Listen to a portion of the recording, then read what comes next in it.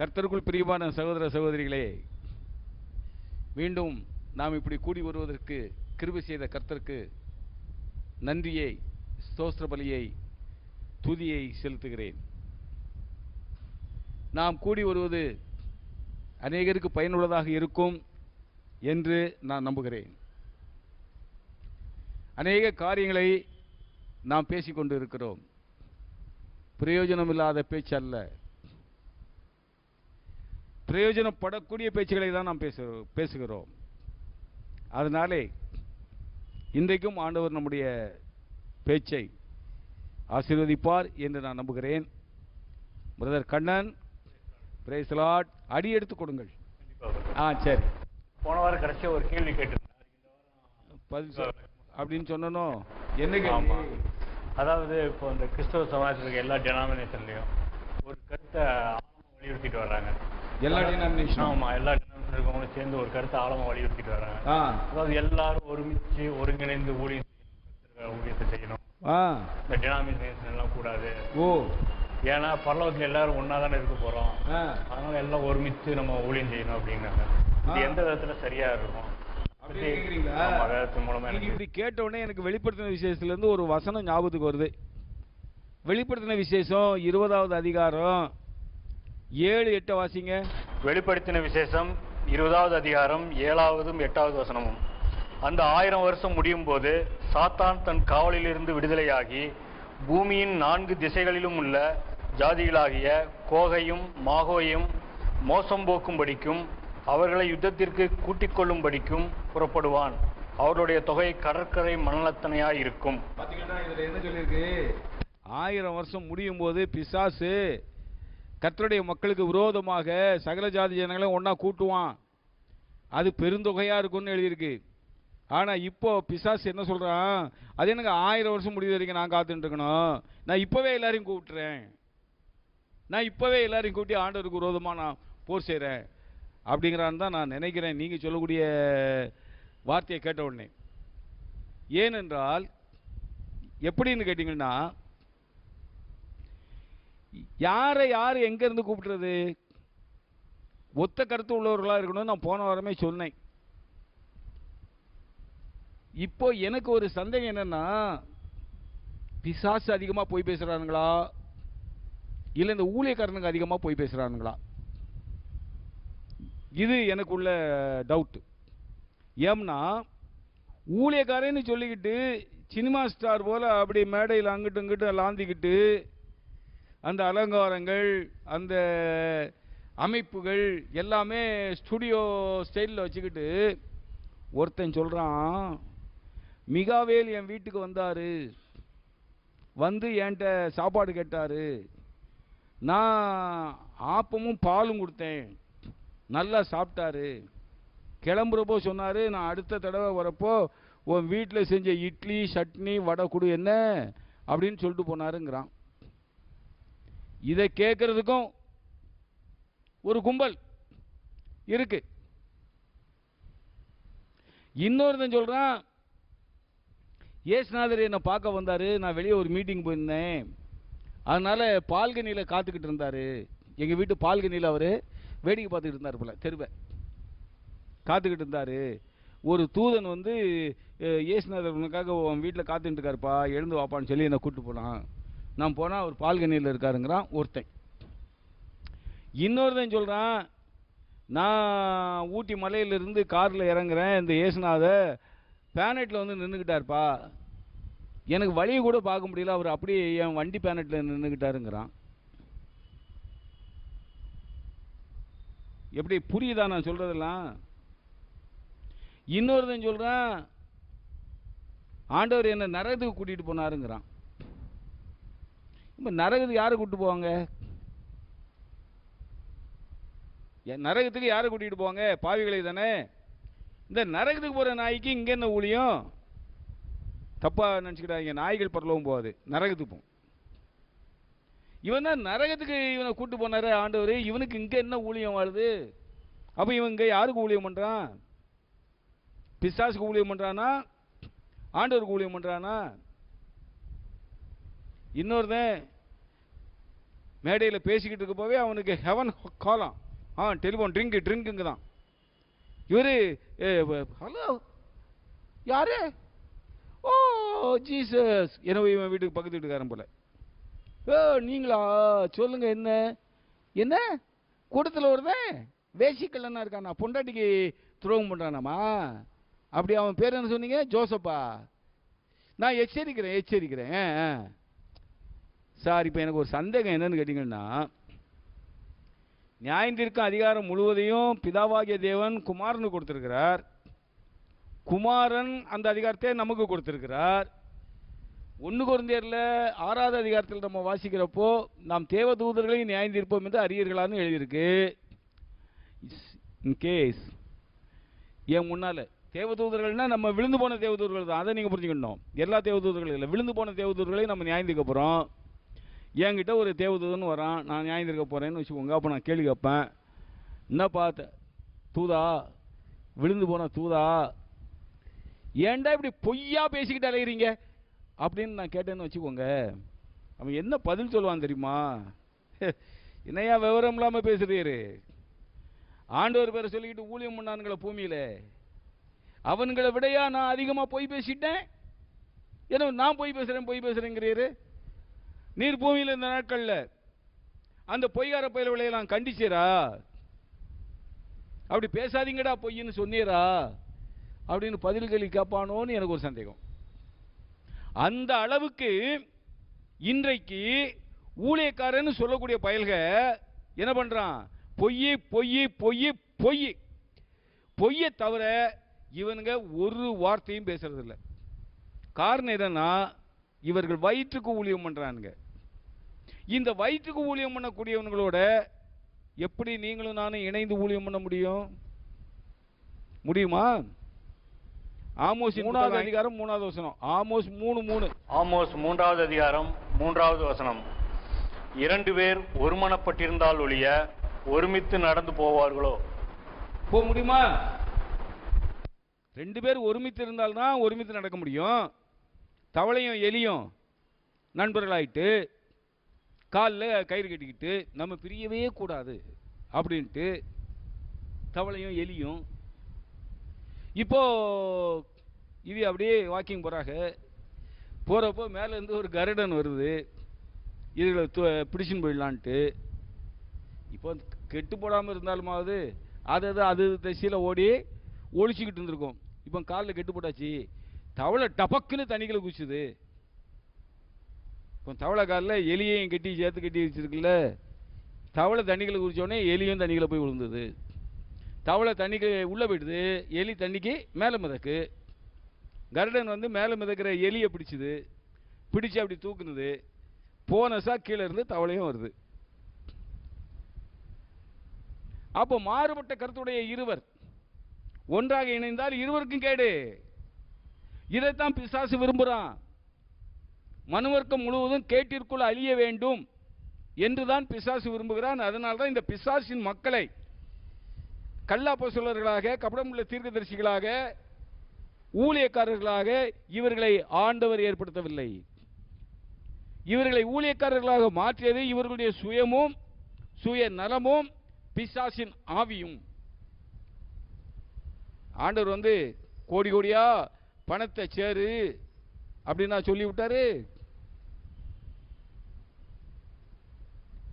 பூமிக்கு அனுப்புனது சீசர்கிட்ட பூமியில என்ன செய்ய சொன்னாரு? சர்வ சிருஷ்டிக்கும் சுவிசேஷ பிரசங்கம் பண்ணுங்கன்னு தான் சொன்னாரு. இன்னைக்கு இவனுங்க சுவிசேஷமா பிரசங்கம் பண்றான், தன்னை குறித்தே பிரசங்கம் பண்றான். அதுவும் பொய், அதையும் பொய்ய.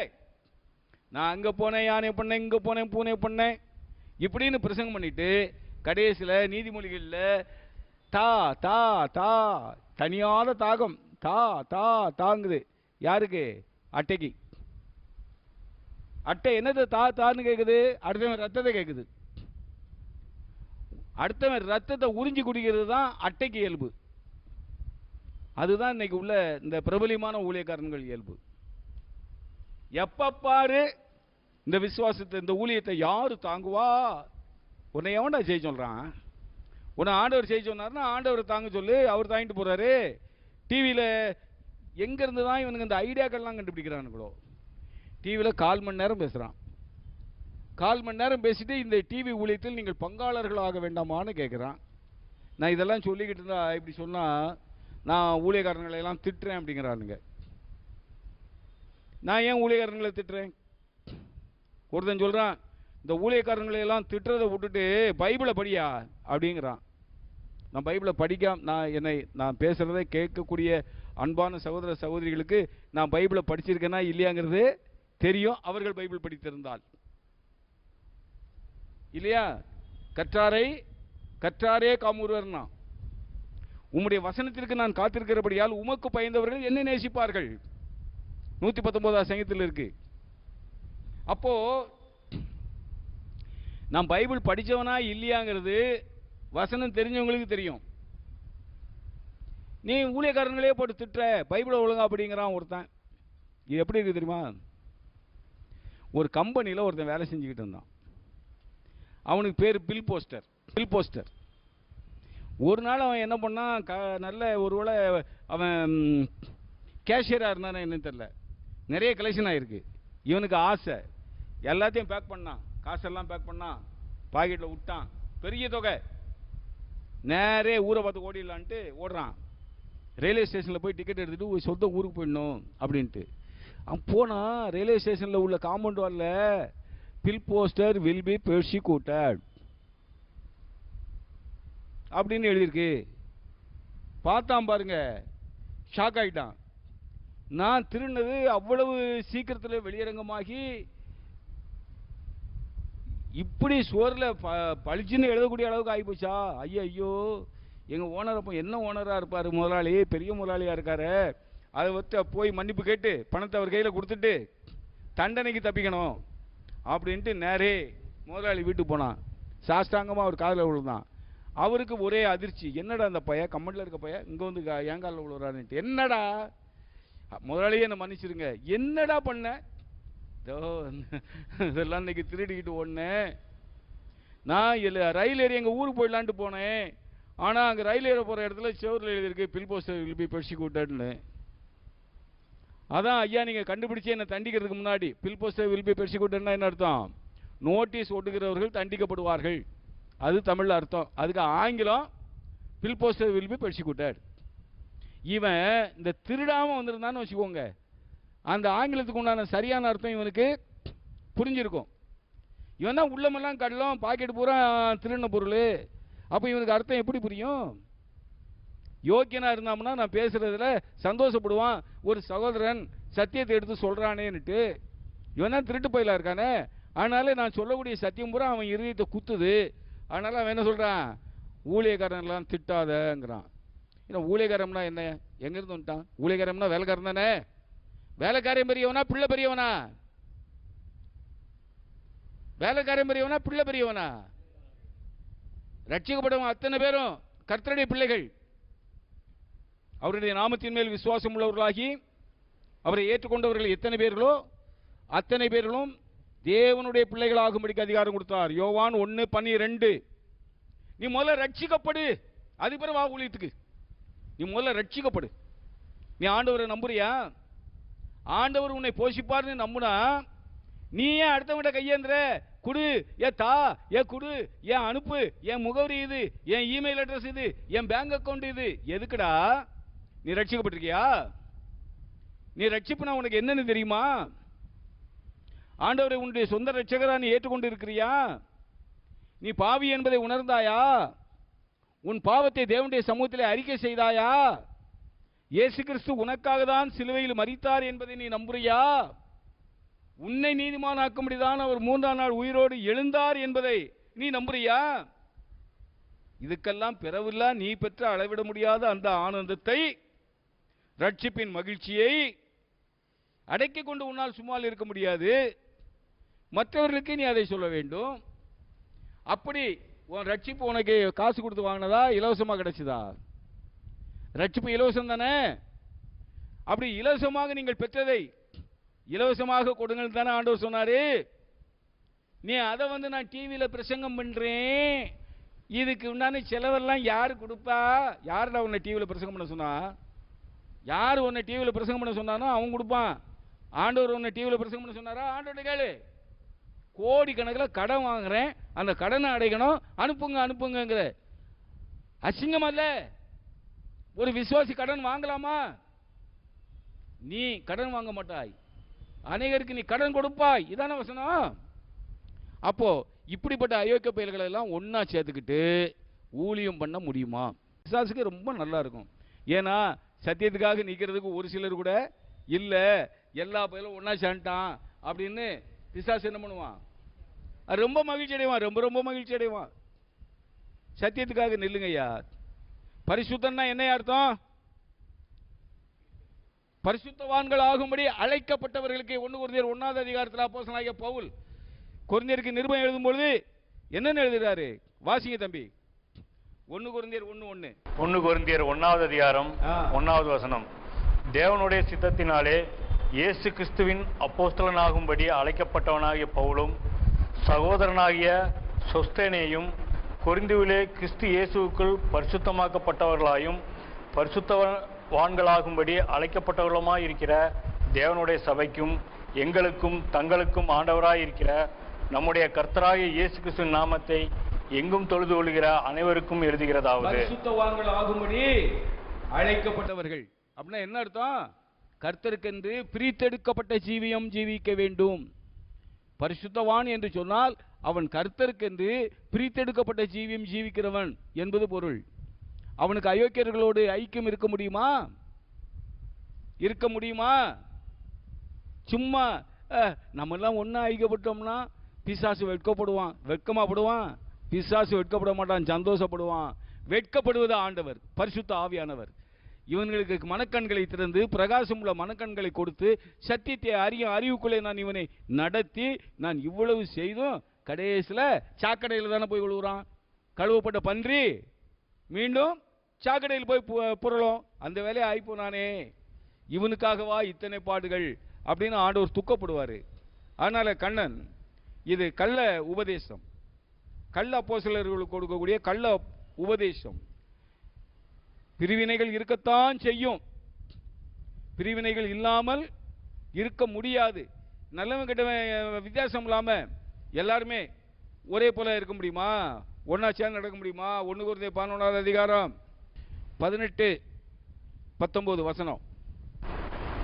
1 கொரிந்தியர் 11வது அதிகாரம் 17வது வசனம் முதல். உங்களை புகழாமல் இதை குறித்து உங்களுக்கு கட்டளை கொடுக்கிறேன். நீங்கள் கூடி வருதல் நன்மைக்கு ஏதுவாய் இராமல் தீமைக்கு ஏதுவாய் இருக்கிறதே. முதலாவது, நீங்கள் சபையிலே கூடி வந்திருக்கும் போது உங்களில் பிரிவினைகள் உண்டென்று கேள்விப்படுகிறேன். அதில் சிலவற்றை நம்புகிறேன். உங்களில் உத்தமர்கள் இன்னார் என்று வெளியாகும்படிக்கு மார்க்க பேதங்களும் உங்களுக்குள்ளே உண்டாயிருக்க வேண்டியதே. உத்தமர்கள் இன்னார்கள் என்று வெளியாகும்படிக்கு மார்க்க பேதங்கள் உங்களுக்குள் இருக்க வேண்டியதுதான். அப்படி இல்லாம இருக்க முடியாது. எல்லாரும் ஒன்னாலாம் ஐக்கியப்பட முடியாது. உத்தமர்கள் உத்தமர்களோடு தான் ஐக்கியப்படுவாங்க, அயோக்கியன் அயோக்கியனோடு தான் ஐக்கியப்படுவான். அந்த அயோக்கிய பேல உன்னை விட்டு அகற்றி போடப்பா. 1 கொரிந்தியர் 5வது அதிகாரம் 5வது வசனம். 1 கொரிந்தியர் 5வது அதிகாரம் 5வது வசனம்.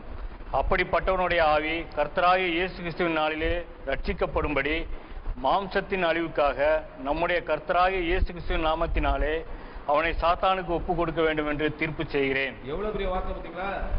அவனை சாத்தானுக்கு ஒப்பு கொடுக்க வேண்டும். அடுத்த 10வது வசனம் வாசிங்க. 11வது வசனம் வாசிங்க. 1 கொரிந்தியர் 5வது அதிகாரம் 11வது வசனம் முதல். நான் உங்களுக்கு எழுதினது என்னவென்றால், சகோதரன் எனப்பட்ட ஒருவன் விபச்சாரக்காரனாயாவது பொருளாசைக்காரனையாவது விக்கிரக ஆராதனைக்காரனாயாவது உதாசீனாயாவது வெறியனாயாவது கொலைகாரனையாவது இருந்தால் அவனோட கலந்திருக்க கூடாது. அப்படிப்பட்டவுடனே கூட புசிக்கவும் கூடாது. புறம்பே இருக்கிறவர்களை குறித்து தீர்ப்பு செய்கிறது என் காரியமா? உள்ளே இருக்கிறவர்களை குறித்தல்லவா நீங்கள் தீர்ப்பு செய்கிறீர்கள். புறம்பே இருக்கிறவர்களை குறித்து தேவனே தீர்ப்பு செய்வார். ஆகையால் அந்த பொல்லாதவனை உங்களை விட்டு தள்ளி போடுங்கள். பொல்லாதவனோடு ஐக்கியப்படுங்கள் எழுதுற பவுலே. ஆண்டவர் எல்லா பாவங்களையும் மன்னித்து அன்பு கூர்ந்தார் நம்மேலு.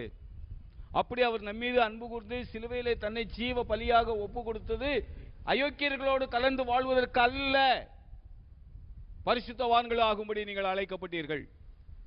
தேவனுக்கென்று பிரித்தெடுக்கப்பட்டவர்கள் நீங்கள். பொல்லாதவர்களோடு உங்களுக்கு ஐக்கியம் வேண்டாம். அந்த பொல்லாதவனை உங்களை விட்டு புறம்பே தள்ளி போடுங்கள். மார்க்க பேதங்கள் உங்களிலே உத்தமர்கள் இன்னார் என்று அறியும்படிக்கு மார்க்க பேதங்கள் வேண்டியதே. இதெல்லாம் பரிசுத்த ஆவியானவரால் ஏவப்பட்டு பவுல் எழுதி வைத்த வார்த்தைகள். ஆனால பிரதர், இவனுங்க நாயா பேயா கத்துவானுங்க. ஏன்னா இவனுங்க அத்தனை பேரும் ஐயக்க போயிலுங்க. ஒருத்தனாவது ரட்சிக்கப்பட முடியாது. இன்னைக்கு பெரிய அளவில் நாங்கள் ஊழியம் பண்ணுறோம், அதை பண்ணுறோம், இதை பண்ணுறோங்கிறானுங்க பாருங்க. எவனும் ரட்சிக்கப்பட்டவன் இல்லை. ஒரு ரட்சிக்கப்பட்டவனா இருந்தால் அவனுடைய மனச்சாட்சி பரிசுத்த ஆவியானவருடைய உள்ளத்தில் இருப்பார். அந்த மனச்சாட்சி குத்தம், என்னைக்கிடா மிகாவேல் உன் வீட்டில் வந்து ஆப்பமும் பாலும் சாப்பிட்டாருன்னு கேட்பார் பரிசுத்த ஆவியானவர். இவனுக்கு மனச்சாட்சியும் கிடையாது, இவன் ரட்சிக்கப்பட்டவனும் கிடையாது. அதனால இவனுடைய உள்ளத்தில் பரிசுத்த ஆவியானவர் வாசம் பண்ணவும் கிடையாது. இப்படி பொய்கார பயல்களோட சேர்ந்துக்கிட்டு எல்லாரும் ஒன்னா ஐக்கியப்படணும், ஒன்னா ஆராதிக்கணும், ஒன்னா ஊழியம் பண்ணணும்னா நடக்கிற காரியமா? நடக்கிற காரியமா? அவனை போல பொய்காரன் அவன் கூட சேருவான், அவனை போல அயோக்கியம் அவன் கூட சேருவான். கர்த்தருக்கென்று வைராக்கியம் பாராட்டி ஜீவிக்கிற ஒருவரும் இந்த பொய்கார பயல்களோடு சேர மாட்டான், சேர முடியாது. முடியாது. அவனுடைய மனச்சாட்சி இருக்கு. சேரக்கூடாதுங்கிறது வேற. சட்டத்தால் யாரையும் எதையும் தடை பண்ண முடியாது. அவனுடைய மனச்சாட்சி தான் அவனவனை உணர்த்தி தடை பண்ணும். அதனால கண்ணன் இந்த எல்லாரோடும் சேர்ந்து எல்லாரும் ஊழியம் பண்ணணும் என்று சொல்வது அருவருப்பான ஒரு கூச்சல். அது ஒரு காலம் முடியாது. இன்னும் போதும்னு நினைக்கிறேன். நீங்கள் இந்த எல்லாரும் ஒன்றா சேரணும்னு சொன்ன உடனே எனக்கு கொஞ்சம் மனசு ரொம்ப சங்கடமாக இருக்கு. சரியா? நீங்கள் கேள்விப்பட சொன்னீங்க, தவறு உங்களுடையதல்ல. நானும் நிறைய கேள்விப்பட்டிருக்கேன். சபையாலாம் வரானுங்க, சபையாலாம் வந்து இது போல சொல்லிட்டு அலையிறானுங்க. ஆனால் இந்த பிசாசுகளை கர்த்தர் கட்டி போட வேண்டும் என்று உங்களுடைய ஜெபங்களிலே நீங்கள் ஜெபித்துக் கொள்ளுங்கள். நீங்கள் கேள்வி என்ன கேட்டீங்கன்னா, பரலோகத்தில் நம்ம எல்லாரும் ஒன்றா தானே இருக்க போகிறோம். அதனால் பூமியில் நம்ம எல்லாரும் ஒன்றா சேர்ந்து ஊழியம் செஞ்சான்னு, ஒன்றா சேர்ந்து கர்த்தரை ஆராதிச்சா என்ன அப்படின்னு கேட்குறாங்கன்னு சொன்னீங்க. ஆமாம், உண்மைதான். ஆனால் பரலோகத்தில் எல்லாரும் ஒன்றா இருப்போம்னா நினைக்கிறீங்க? ஒருபோதும் கிடையாது. பரலோகத்தினுடைய நிலைமை என்னங்கிறத கர்த்தருக்கு சித்தமானால் நான் உங்களுக்கு அடுத்த வாரம் விவரித்து சொல்கிறேன். போதுமா? ஓகே. கர்த்தருக்கு ஸ்தோத்திரம். ஆண்டவருடைய பரிசுத்த நாமம் மகிமைப்படட்டும்.